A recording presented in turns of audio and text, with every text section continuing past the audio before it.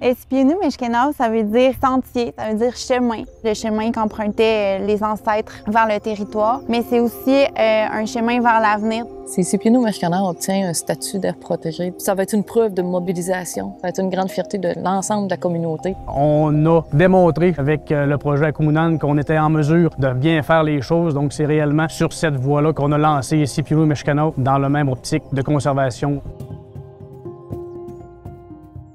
La vision qu'Espit a du projet s'inscrit dans la continuité des efforts de conservation de la Première Nation. On parle de valeurs d'occupation Innu, donc autant l'occupation ancestrale que contemporaine. Quand on vient ici, en territoire, c'est réellement le sentiment d'être à la maison. C'est quelque chose qui est extrêmement fort au niveau des racines autochtones de la nation Innu. On a quand même une grande diversité au niveau autant des espèces animales que végétales. Il y a l'orignal, oui, il y a les prédateurs réguliers, le loup, l'ours noir. Aussi, tout ce qui est acquisition de connaissances qu'on va apprendre sur les différentes espèces. On a un projet sur la grille de Bicknell. On a également les chauves-souris, qu'on veut établir une route d'écoute. Le garrot d'Islande, qu'on veut mettre en place des nichoirs. On parle d'insectes également, donc c'est pour ça qu'on met des efforts pour s'assurer de la pérennité justement de ces ressources-là. Le territoire qu'on a ciblé pour Espionu-Meshkenaw, c'est un territoire qui est quand même hautement perturbé et fragmenté. On avait ce désir-là de venir reconnecter tout ça pour s'assurer que ces espèces-là perdurent et persistent dans le temps. Il y a des forêts, des vieilles forêts qui ont été maintenues en place, donc des massifs qu'on veut garder intacts pour les espèces qui, elles, vont nourrir et permettre aux générations futures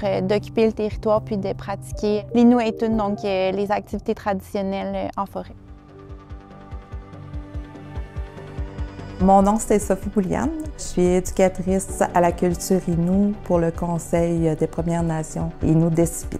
Il y a beaucoup de sphères dans l'éducation à la culture Innu. Il y a tout ce qui est du rapport du Nitassinan, la forêt, tous les animaux, la protection de ces animaux-là également. On leur apprend qu'il faut continuer à les protéger pour les avoir longtemps. Les enfants aiment ça, ils le ramènent sur la communauté avec leurs parents, les grands-parents, tout ça. Des fois, je vais en forêt avec ma mère, mes cousins, mes amis pour aller prendre des marches. Beaucoup de fleurs aussi, j'aime les fleurs. Mon lien avec la forêt, c'est vraiment familial. Ma grand-mère a un chalet, on y va souvent. On y va aussi avec mon père souvent tremper, on va chasser. Ce que j'aime dans la forêt, c'est qu'on puisse chasser, qu'on puisse nourrir avec les animaux, puis surtout la beauté des choses.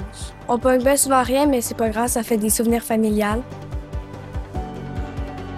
La Première Nation joue un rôle très important, mais souhaite toujours établir des partenariats puis de la collaboration avec tous ceux qui sont sur le territoire. On parle des villégiateurs, gestionnaires de territoires fauniques structurés, on parle des organismes de conservation. Pour l'organisme des bassins versants, ça a été facile d'appuyer le projet. On vise la bonne gestion, la concertation puis la conservation du territoire dans une optique là, de protéger nos réserves en eau. Entre autres, on s'est spécialisé dans l'étude du saumon qui est très important là, pour la communauté d'Espit. On voyait bien que la communauté essayait d'avoir les points de vue avant d'aller de l'avant avec ce projet-là, d'asseoir tout le monde autour de la table puis d'arriver à un consensus.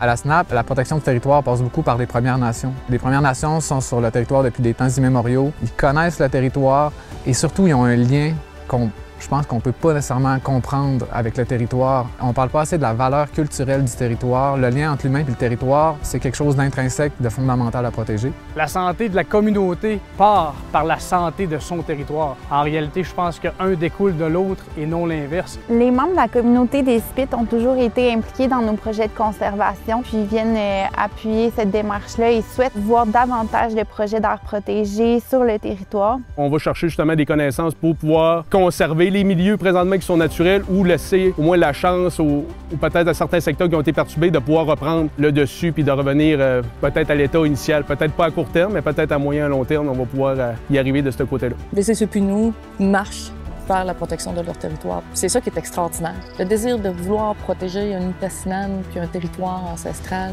Peu importe l'effort que ça prend, on est prêt à le donner. C'est là où on a appris à vivre ensemble, à s'entraider. Si on ne continue pas, nous, à l'apprendre aux jeunes, ça va être en voie de disparition. C'est pas ce qu'on veut. On veut le garder dans notre communauté, alors on veut que ça continue.